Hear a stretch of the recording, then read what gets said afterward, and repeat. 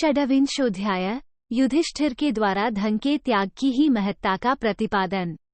वैशंपायन जी कहते हैं, जन्मेजय, इसी प्रसंग में उदार बुद्धि राजा युधिष्ठिर ने अर्जुन से ये युक्तियुक्त बात कही।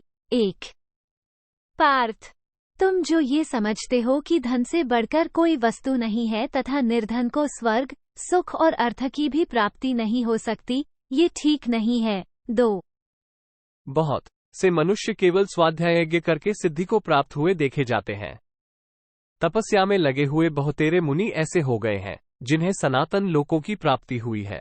3 धनंजय, संपूर्ण धर्मों को जानने वाले जो लोग ब्रह्मचर्य आश्रम में स्थित हो ऋषियों की स्वाध्याय परंपरा की सदैव रक्षा करते हैं, देवता उन्हें ही ब्राह्मण मानते हैं।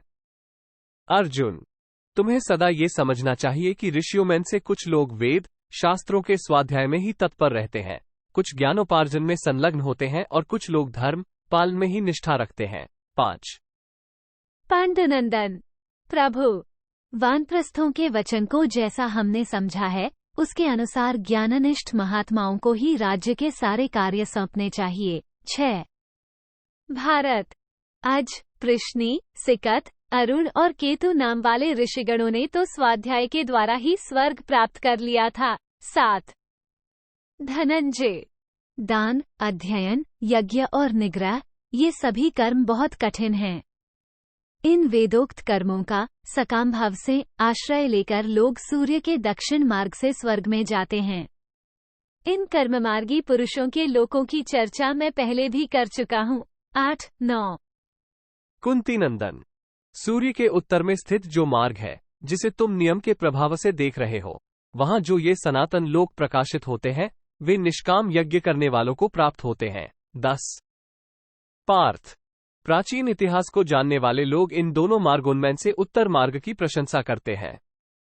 वास्तव में संतोष ही सबसे बढ़कर स्वर्ग है और संतोष ही सबसे बड़ा सुख है। 11 संतोष से बढ़कर कुछ नहीं है। जिसने क्रोध और हर्ष को जीत लिया है उसी के हृदय में उस परम वैराग्य रूप संतोष की सम्यक प्रतिष्ठा होती है और उसे ही सदा उत्तम सिद्धि प्राप्त होती है। 12 इस प्रसंग में लोग राजा ययाति की गाई हुई इन गाथाओं को उदाहरण के तौर पर कहा करते हैं, जिनके द्वारा मनुष्य संपूर्ण कामनाओं को उसी प्रकार समेट लेता है जैसे कछुआ अपने अंगों को सब ओर से सिकोड़ लिया करता है। 13 राजा ययाति ने कहा था, जब ये पुरुष किसी से नहीं डरता, जब इससे भी किसी को भय नहीं रहता तथा जब यह न तो किसी को चाहता है और न उससे द्वेष ही रखता है, तब ब्रह्मभाव को प्राप्त हो जाता है। 14 जब यह मन, वाणी और क्रिया द्वारा संपूर्ण भूतों के प्रति पाप बुद्धि का परित्याग कर देता है, तब परब्रह्म परमात्मा को प्राप्त कर लेता है। 15 जिसके मान और मोह दूर हो गए हैं, जो नाना प्रकार की आसक्तियों से रहित है तथा जिसे आत्मा का ज्ञान प्राप्त हो गया है, उस साधु पुरुष को मोक्ष की प्राप्ति हो जाती है। 16 कुंती नंदन, मैं जो बात कह रहा हूं उसे अपनी संपूर्ण इंद्रियों को संयम में रखकर सुनो। कुछ लोग धर्म की, कोई सदाचार की और दूसरे कितने ही मनुष्य धन की प्राप्ति के लिए सचेष्ट रहते हैं। 17 जो धन के लिए चेष्टा करता है उसका निश्चेष्ट होकर बैठ रहना ही ठीक है, क्योंकि धन और उसके आश्रित धर्म में महान दोष दिखाई देता है। 18 मैं प्रत्यक्ष देख रहा हूँ और तुम भी देख सकते हो, जो लोग धनोपार्जन के प्रयत्न में लगे हुए हैं उनके लिए त्याज्य कर्मों को छोड़ना अत्यंत कठिन हो रहा है। जो धन के पीछे पड़े हुए हैं उनमें साधुता दुर्लभ है, क्योंकि जो लोग दूसरों से द्रोह करते हैं उन्हीं को धन प्राप्त होता है, ऐसा कहा जाता है, तथा वो मिला हुआ धन प्रकारांतर से प्रतिकूल ही होता है। 20 शोक और भय से रहित होने पर भी जो मनुष्य सदाचार से भ्रष्ट है, उसे यदि धन की थोड़ी सी भी तृष्णा हो तो वो दूसरों से ऐसा द्रोह करता है कि भ्रूण हत्या जैसे पाप का भी ध्यान नहीं रखता। 21 अपना वेतन यथा समय पाते हुए भी जब भृत्यों को संतोष नहीं होता, तब वे स्वामी से अप्रसन्न रहते हैं और वो धनी दुर्लभ धन को पाकर यदि सेवकों को अधिक देता है तो उसे उतना ही अधिक संताप होता है जितना चोर डाकुओं से भय के कारण हुआ करता है। 22 निर्धन को कौन क्या कह सकता है, वह सब प्रकार के भय से मुक्त हो सुखी रहता है।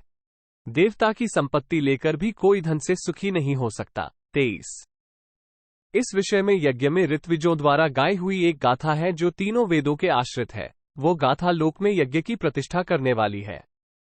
पुरानी बातों को जानने वाले लोग उसे ऐसे अवसरों पर दोहराया करते हैं। 24 विधाता ने यज्ञ के लिए ही धन की सृष्टि की है और यज्ञ के लिए उसकी रक्षा करने के निमित्त पुरुष को उत्पन्न किया है, इसलिए सारे धन का यज्ञ कार्य में ही उपयोग करना चाहिए। भोग के लिए धन का उपयोग न तो हितकर है और न उत्तम ही। 25 धनवानों में श्रेष्ठ कुंती कुमार धनंजय। विधाता मनुष्यों को स्वार्थ के लिए भी जो धन देते हैं उसे यज्ञात ही समझो। 26 इसीलिए बुद्धिमान पुरुष ये समझते हैं कि धन कभी किसी एक के पास स्थिर होकर नहीं रहता, अतः श्रद्धालु मनुष्य को चाहिए कि वो उस धन का दान करे और उसे यज्ञ में लगावे। 27 प्राप्त किए हुए धन का दान करना ही उचित बताया गया है। उसे भोग में लगाना या संग्रह करके रखना ठीक नहीं है। जिसके सामने बहुत बड़ा कार्य यज्ञ आदि मौजूद है, उसे धन को संग्रह करके रखने की क्या आवश्यकता है। 28 जो मंदबुद्धि मानव अपने धर्म से गिरे हुए मनुष्यों को धन देते हैं, वे मरने के बाद 100 वर्षों तक विष्ठा भोजन करते हैं। 29 लोग अधिकारी को धन नहीं देते और अनधिकारी को दे डालते हैं। योग्य अयोग्य पात्र का ज्ञान न होने से दान धर्म का संपादन भी बहुत कठिन है। 30 प्राप्त हुए धन का उपयोग करने में 2 प्रकार की भूलें हुआ करती हैं, जिन्हें ध्यान में रखना चाहिए। पहली भूल है अपात्र को धन देना और दूसरी है सुपात्र को धन न देना। 31 इति श्री महाभारते शांति पर्वणि राजधर्मानुशासन पर्वणि युधिष्ठिर वाक्ये षड्विंशोऽध्यायः। 26 इस प्रकार श्री महाभारत शांति पर्व के अंतर्गत राजधर्मानुशासन पर्व में युधिष्ठिर का वाक्य विषयक 26वां अध्याय पूरा हुआ। 26